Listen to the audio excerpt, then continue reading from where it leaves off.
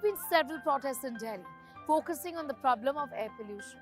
This time, the parliament session is underway and activists, concerned citizens are worried and anxious about the fact, also angry, that the government, the parliamentarians are not really addressing this issue, not giving them a hearing and looking the other way when it comes to the problem of dirty air. There was a protest earlier this week in Delhi's Jantar Mantar. I was there. Here's what I found. These are the voices from the crowd.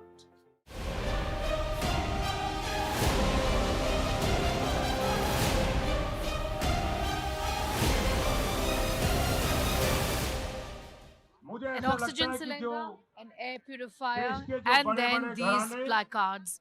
These protesters are doing what they can to raise an issue that they've been trying to raise for days, weeks, and months together, that there is no respite when it comes to Delhi's dirty air. Not just the poor, but even the rich, even the middle class, women, children, men, everyone is affected by the issue of dirty air, by this problem of dirty air. And that's a concern that is being voiced by these protesters. Jantar Mantar area, where is our environment minister? Missing in action.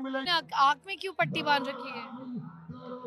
Ma'am, मैं एक सरकार के तौर पे, एक officer के तौर पे पोर्ट्रे कर रहा हूँ, जिसमें लग रहा है कि जनता इतनी डिमांड कर रही है पिछले कई महीनों से, लेकिन कोई सख्त कदम नहीं उठाया जा रहा है, तो सरकार पट्टी बांध के ही बैठी है। What are your concerns? Well, I live in South Delhi. I've no idea if it's any better there or not. Yeah, I think we should have been out on the streets many years ago, holding the government accountable, at the same time answering to ourselves as well, changing our behavior. There's no point being fourth largest economy, third largest economy. That's not a big deal for us. And it's not a big deal for the people working on the streets and everything. The biggest deal is give them good clean air and water.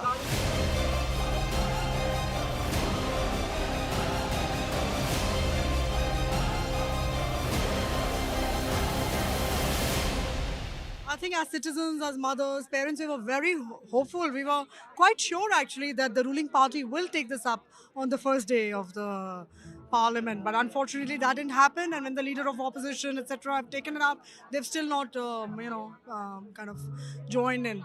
Citizens are here watching, waiting, pleading. There is no choice.